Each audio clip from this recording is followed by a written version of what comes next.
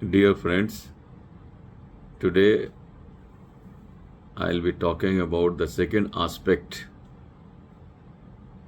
of the subject matter, that is how to turn around any organization. In the last episode, I had talked about the most important issue of HR. Today I'll be talking about the technology aspect in turning around of any organization. This I'll be explaining you through my practical experiences in turning around a large organization, Central Public Works Department.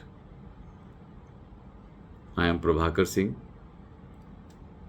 ex-Director General of Central Public Works Department.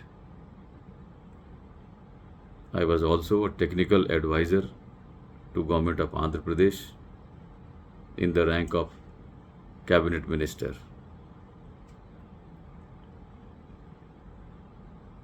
Then I joined CPWD. Within few years, the CFLs came in market.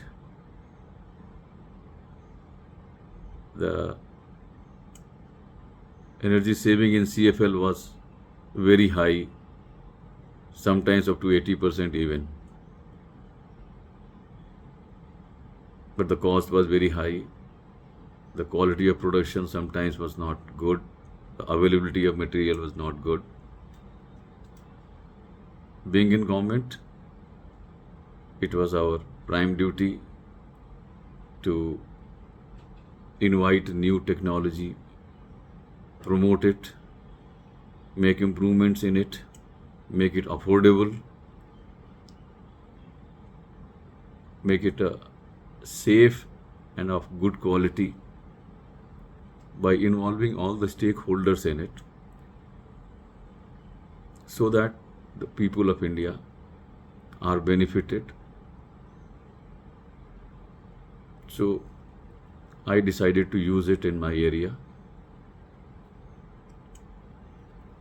A lot of improvements were needed. That was done. Specifications were created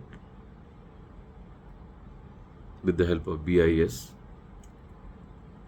And by using this, I myself reduced the energy bill of government by about 50% in my area. By demonstrative effect, it became popular. People started using in private sector also. And gradually the incandescent lamps were things of past. A similar story was when LEDs came in the market. I was the one to use it first in the most important area of government, that is President House, Prime Minister's House, etc.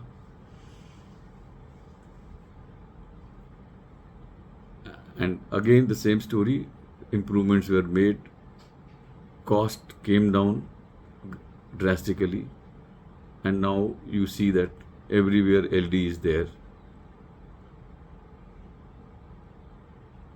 In solar energy also, solar water heating system I installed in VIP area in early 90s when it was not mandatory.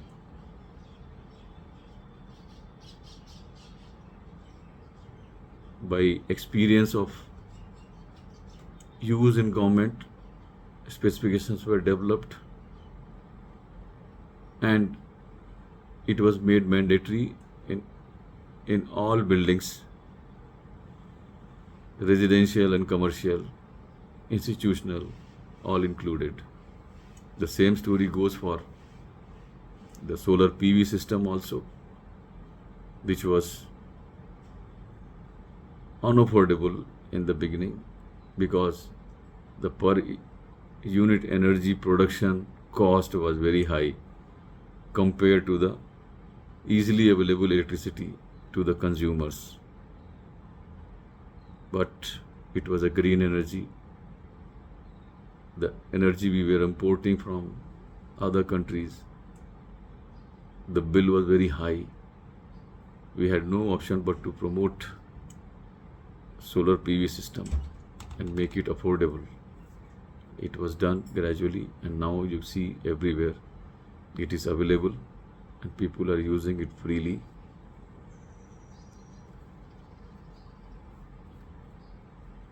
When I took over as DGCPWD, at that time,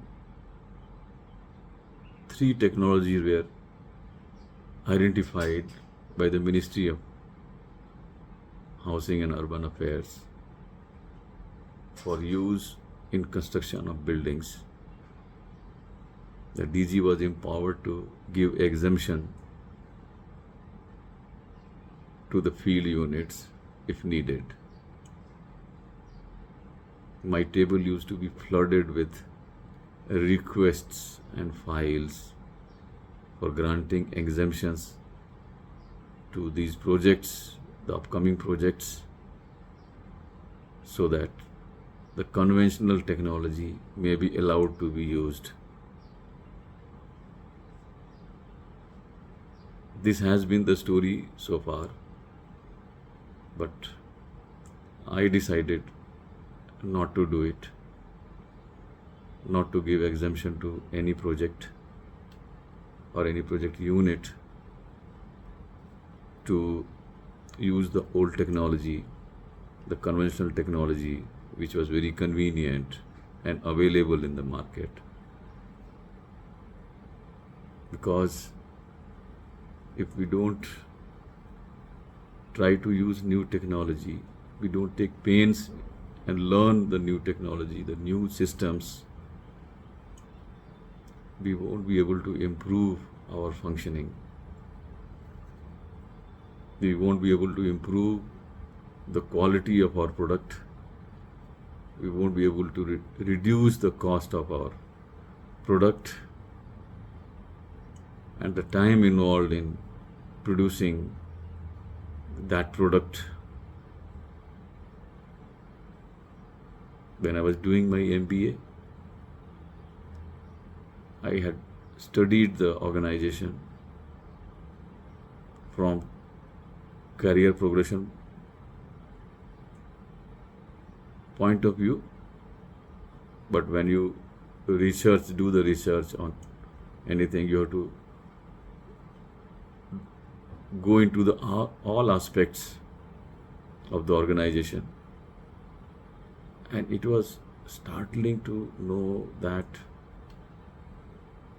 on average, all the projects of CPWD are delayed by 300%, and the cost overrun is also of the tune of 300%.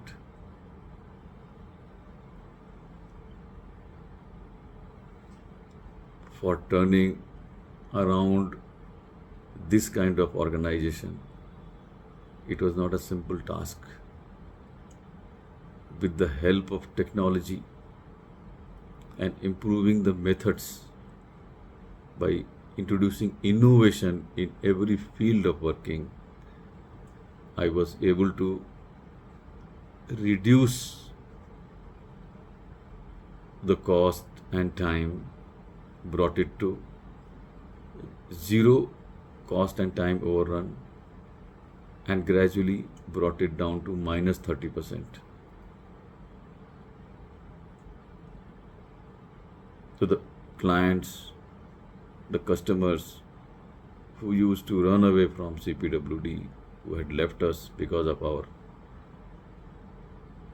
bad quality, time and cost overrun, they gradually started coming back to us, and more projects piled on with us. About 600 clients and 3,000 projects I was looking after as DGCPWD.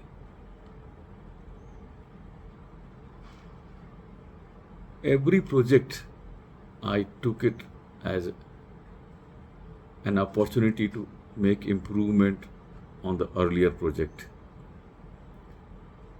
Every building, I tried to make it as an iconic building, to, to take pride in it rather than churning out buildings day in and day out on mass production basis.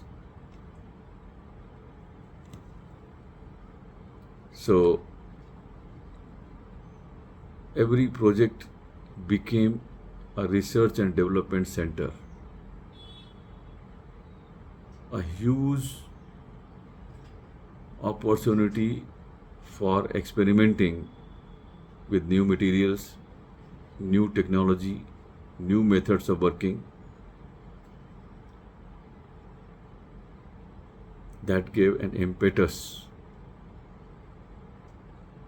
to growth of the organization, and gradually we came out of sickness, and turnaround did happen in a spectacular way. From 3 technologies, I gradually went up to 50 technologies, and encouraged all my staff, people, to use these technologies and take pride in it that they are using it. And it was a great learning for the entire organization, for all its people. To give an example, when we constructed an additional building for Supreme Court, that is called Supreme Court Annexe building, we used C&D, that is construction and demolition waste, by recycling it, and use them in as AAC walls, and also the fly ash in our plaster. A lot of problems were there, but they were overcome at site by experimenting, and surprisingly the product came out very nice, a good strength, a very low cost, and a good looking building, which if you see that building, it's a place to visit. In the year 2019, in March, in Vigyan Bhavan, New Delhi,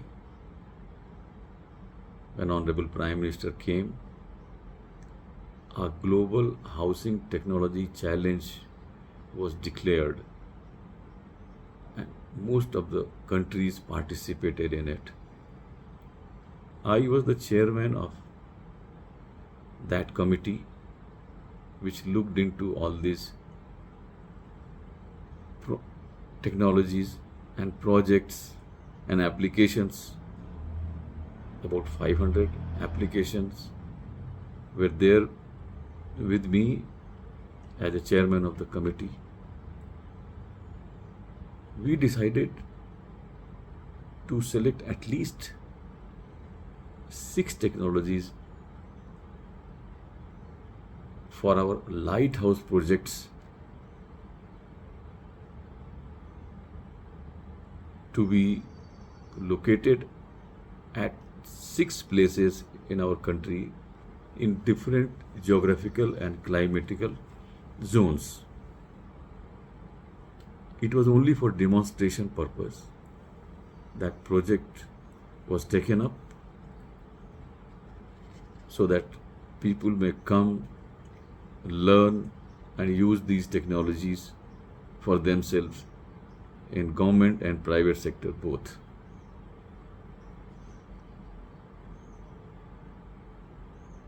In the field of green buildings, we did a remarkable work.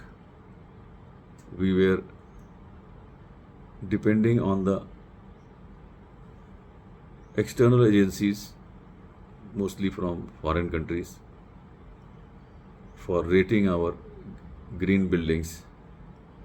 We decided why not we go for our own rating and we develop our in-house green rating standard that is called Ghar, which was better than any other rating and most suitable for Indian conditions.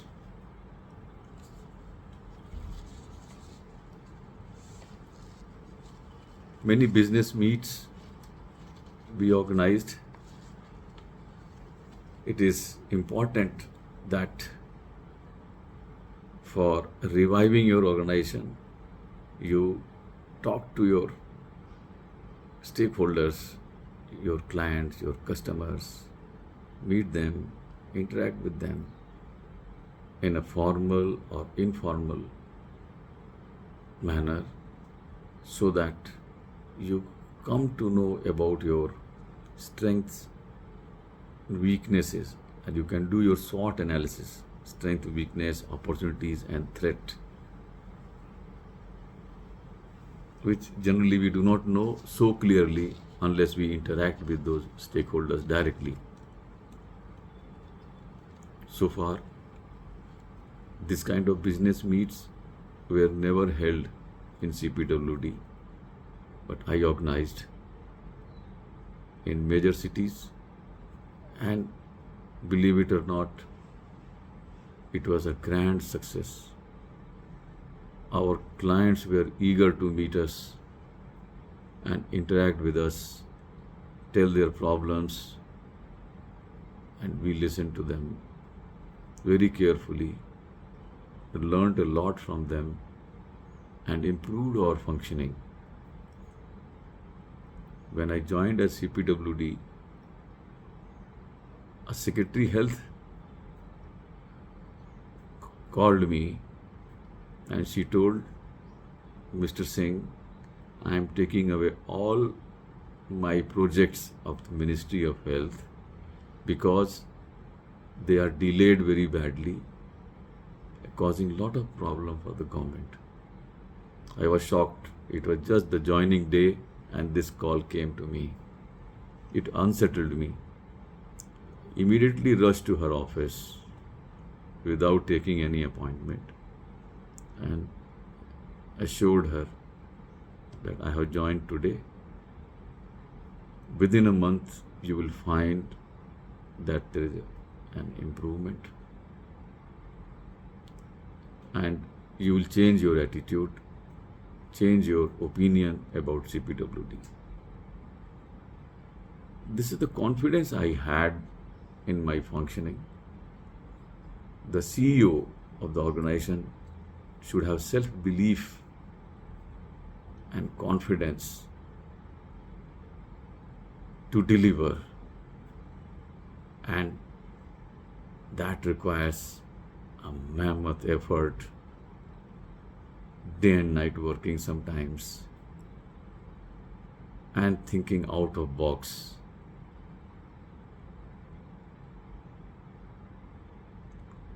That I had to do, and I'm happy that within a fortnight a call came that Mr. Singh, I'm very happy. Things have been taken care of in all the projects all over India, and we are ready to give you more projects if you agree. So this is one of the stories I'm telling you, but interacting with the client, having empathy, sympathy, and understanding rather than countering them unnecessarily, it does not pay in the long run. I knew that the department is going through a very difficult phase. So the clients will not give me a good work. A cream of the works went to the other organizations. I had to be prepared myself to take only difficult works. So this kind of courage one should have. And I went to the clients stating that please give me the most difficult work which nobody takes. And they were aghast. Look at this man. They not only gave me difficult works, I performed very well, and other good works also came along with it, and the workload got inflated by 2,500% within a period of 1.5 years. One example of difficult work I can tell you, the border roads at the height of 18,000 to 20,000 feet, China border, where even oxygen is not available for breathing. Working conditions are so difficult, it remains frozen throughout the year. Maximum 3 to 4 months are available for working. That road work we undertook. Even the border road services or the defense people who are meant for this kind of job found it difficult to take, but we had a courage to take that such works and complete it. So you should have courage of daredevils to come out of sickness and turn around your business. Friends, I'll stop here today. Very soon, in the next episode, I'll be talking on the other aspects of turning around a sick organization. If you have liked my talk, I request you to please subscribe, like, and share this video. Thank you.